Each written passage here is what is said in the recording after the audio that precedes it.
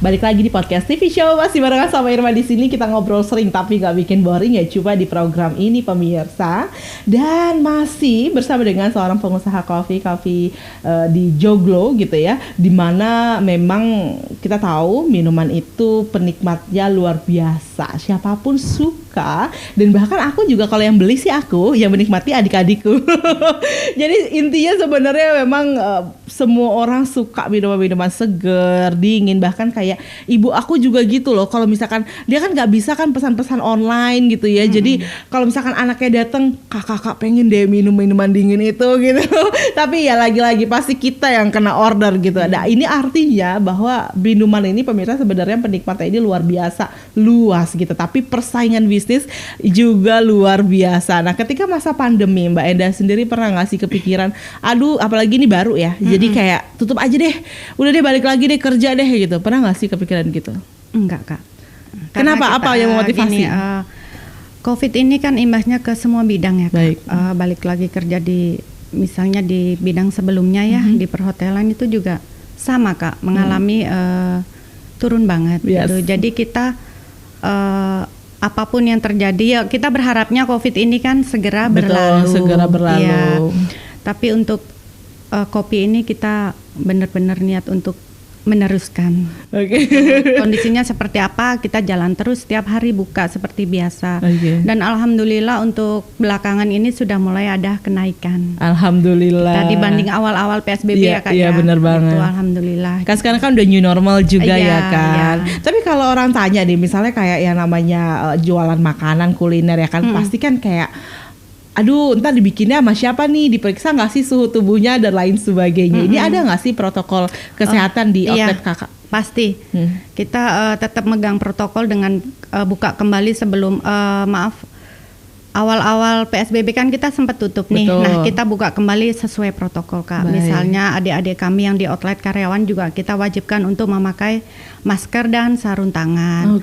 Face shield juga kita udah siapkan. Begitu juga untuk pengunjung ya, kita usaha untuk semaksimal mungkin sesuai dengan protokol. Semuanya dibatasi juga pastinya begitu ya. Kursi-kursi yang biasanya kita full di depan, kita juga udah batasin hanya 3-4 table. Oh baik. Ya, kursinya juga nggak lebih dari 2 untuk satu tablenya. Hadap-hadapan doang. Karena sekarang kan semuanya serba dibatasi, physical distancing. Terus yang paling penting itu sih sebenarnya kayak adik-adik di outlet ya, karyawan di outlet juga harus menggunakan masker gitu, dan itu diterapkan di outlet Mbak Endah sendiri ya. Iya Kak. Nah kalau menurut Mbak Endah ya, sebenarnya mengawali bisnis itu kan, kalau misalnya Mbak Endah kan mungkin sudah dari bekerja terus kemudian mau coba nih berwirausaha gitu ya. Apa sih yang paling menjadi pertimbangan dari Mbak Endah ketika baru memulai usaha? Pertimbangan di usia Kak. Jadi kita semakin tambah usia nih ya Kak ya. Jadi kita pengennya itu yang nyantai lah, untuk jam kerja nyantai. Jadi yang kemarin pengalaman kita itu kan di jam istirahat, sebenarnya untuk target, deadline, semua Kak. Ya itu kayak lelah banget ya. Dan itu numpuk kan Kak selama bertahun-tahun. Kita juga kondisi juga nggak semakin hari semakin fit kan, dengan bertambahnya usia kan semakin hari kondisi berkurang. Jadi kita aktivitasnya berusaha yang menyesuaikan. Gitu. Jadi itu sebenarnya yang paling jadi pertimbangan dari Kak. Mbak Endah begitu ya. Tapi kemudian support dari lingkungan sendiri, sebenarnya jangan keluar dong dah gitu, atau rekan-rekan dan keluarga gitu bagaimana? Supportnya sangat bagus sih Kak, alhamdulillah. Kita memulai ini juga minta pertimbangan dari keluarga, dari kawan-kawan, dan alhamdulillah sampai buka dan sampai hari ini supportnya sangat bagus. Nah kalau bicara support, kayaknya memang yang namanya keluarga itu akan jadi support system paling utama gitu ya untuk kita gitu. Karena apapun yang kita lakukan pemirsa, kita tahu keluarga selalu memiliki peran. Entah kita bekerja, kita sekolah, belajar, sampai dengan kita ingin membuka usaha, pasti yang paling kita tanya, yang kita ajak ngobrol itu pasti keluarga gitu ya. Tapi kemudian ketika Mbak Endah menghadirkan produk ini, nah gimana nih tanggapannya? Karena kan banyak banget dong brand-brand di luar. Ini cara kompetisinya gimana nih Mbak Endah? Kompetisi di bidang apapun pasti ada. Betul. Ya. Jadi kita untuk konsisten di rasa. Oke. Ya, kita kepercayaan dari pembeli ke kita itu dengan cara kita untuk rasanya harus stabil terus. Betul. Dengan apa ya, tidak mengurangi dan melebihkan takaran yang ada. Begitu juga dengan harga. Ya, kita jaga kepercayaan pembeli dengan konsisten di rasa dan harga. Itu yang pertama. Yang kedua, kita berusaha untuk terhadap konsumen nih. Kita tetap Kak kurang apa nih, Kak? Minta testimoni iya, gitu ya. Iya betul, minta testinya Kak, itu selalu. Walaupun sampai kapanpun kita tetap menerima untuk kritikan rasa ya Kak ya. Gitu.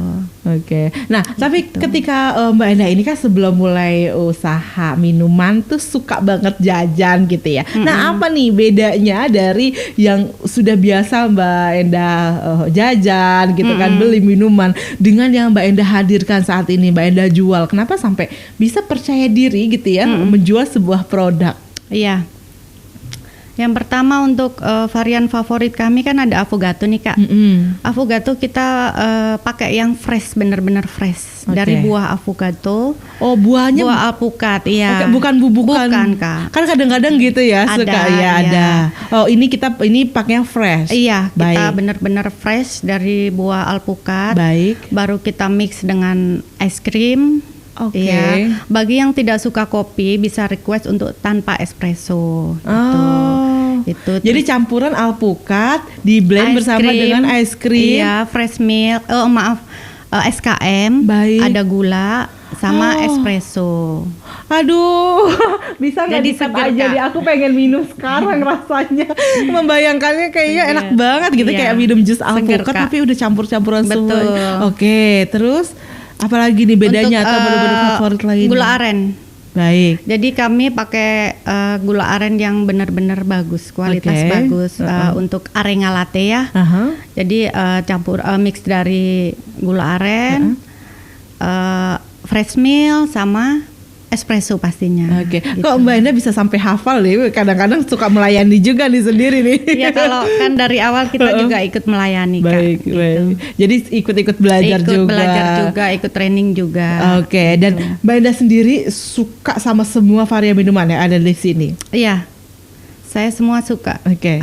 Yang paling jadi favorit dari Mbak Endah? Affogato. Affogato tetap ya. Aduh pemirsa, ini kalau misalkan pengen bisa banget nih ya kunjungi media sosialnya dari Setro Coffee Joglo. Nanti aku kasih juga misalnya kalian bisa pesannya di mana aja gitu kan ya. Dan juga yang pastinya langsung aja pesannya dari outlet yang ada di Joglo ini, karena emang mereka itu sangat-sangat menjaga konsisten rasa itu, dan juga harga pasti bersaing. Ditambah lagi karyawan ataupun teman-teman outlet di outlet Joglo itu mereka melakukan protokol kesehatan seperti memakai masker dan juga memakai sarung tangan. Jadi insya Allah dijamin produk yang akan sampai di tangan kalian adalah produk yang benar-benar higienis, fresh dan juga pastinya sehat. Tidak mengurangi rasa bahagia ketika minumnya ya. Pastinya Kak. Pastinya ya. Nanti kalau misalkan mau request nih Mbak Endah sendiri yang bikin, boleh banget nanti Mbak Endah langsung ke outlet. Kita bisa berjumpa di sana, bersilaturahim pastinya. Karena memang di Setro Coffee Joglo ini menghadirkan bukan hanya kopi ya. Tadi Mbak Endah sendiri karena ingin banyak pangsa pasar yang menjadi targetnya ini.